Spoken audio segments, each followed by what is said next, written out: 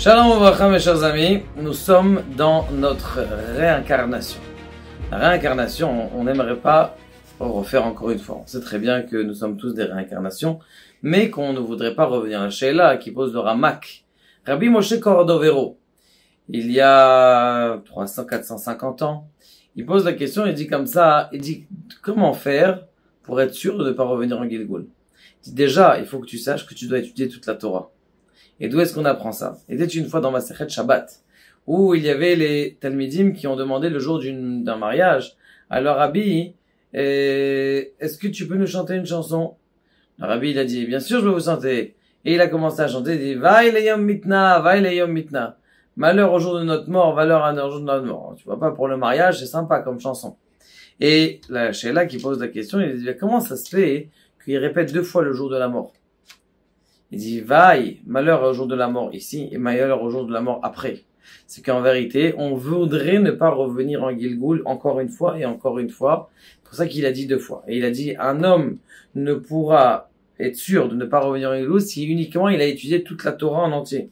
Ça veut dire quoi, étudier toute la Torah? Déjà, évidemment, le Chumash. Il y a tout le Chasse aussi. Chasse Babli, Chasse Yerushalmi, le Zohar. C'est qu'un irait déjà le début du minimum. Il vous reste encore et comment on appelle ça, tout le Tanakh, d'accord? Après le Tanakh, il y a les Midrashim, et Afshar l'Istapek basé, connaître le Shulchan Aruch au moins, il est à la chot, sinon il faut revenir. Mal à Assad, c'est comme ça. Mais aujourd'hui, on peut, voilà, c'est facile, Baruch Hashem, il y a tous les cours, surtout toute la Torah a été enregistrée, et tous les livres ont été tous traduits, Baruch Hashem. Maintenant, est-ce que quelqu'un a la possibilité de revenir pour s'aider, pour arriver dans ce monde-là? Il raconte le Ben Ishraï. Donc, dans le Ben Yoyada, Baba Metzia Pehe, une histoire extraordinaire, qui était une fois comment on appelle ça, un boucher. Et ce boucher-là, il était en train de dormir comme ça, il y a un arabe qui vient à la porte, et il lui dit, achète-moi cet agneau-là, achète-moi cet agneau. Il sort comme ça de sa fenêtre.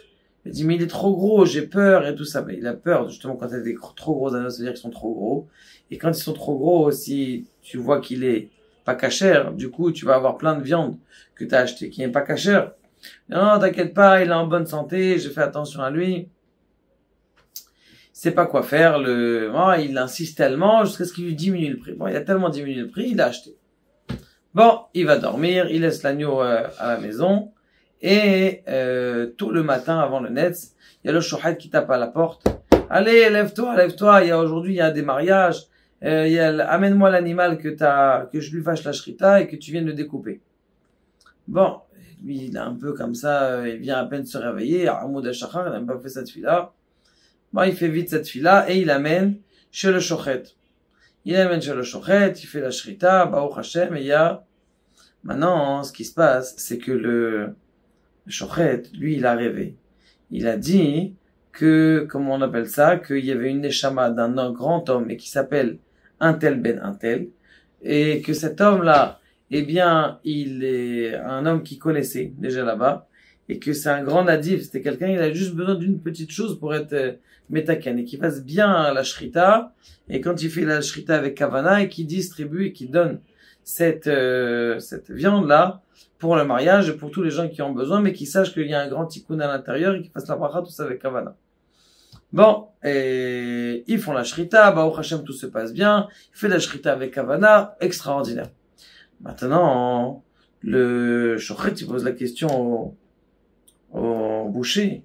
Il dit, comment ça se fait que d'habitude, t'as l'habitude de venir 10h, 11h, là t'es devenu tôt. Il dit, mais tu rigoles, toi, c'est toi qui es venu me taper à la porte. Je dis, moi, je suis venu me taper à la porte. Je dis, oui, toi, t'es venu me taper à la porte, de me dire de me réveiller tôt aujourd'hui parce qu'il y a un mariage. C'est toi qui as tapé. Il dit, je te promets, j'ai pas tapé à la porte. Je me suis réveillé tous les jours comme d'habitude, j'ai fait ma tefila après à Onet Sahama, mais je sais que d'habitude tu viens plus tard. Là, t'es venu plus tôt. Il dit, sache qu'il y a ce qu'on dirait cette neshama de cette personne-là qui a pris ton apparence, qui a pris ta voix, qui est venu me taper fort pour que justement la viande elle soit mangée par des tzadikim et par ces gens de voir comme quoi que des fois il peut manquer à une personne une petite mitzvah. Et donc à nous, c'est quoi le moussar, mes amis? De faire bien les brachot. Parce que quand tu fais bien la bracha, eh bien peut-être que dans l'orange que tu es en train de manger, dans le bonbon que tu es en train de manger, il y a une neshama qui est proche de toi, elle a juste besoin de cette mitzvah-là. Si tu fais pas la bracha, oi va voy. Celui qui mange sans faire la bracha, eh bien c'est comme si, eh bien il volait. Et à Dieu, et au Ham Israël. Et quelqu'un qui fait la bracha rapidement, des fois ça ne monte pas l'âme.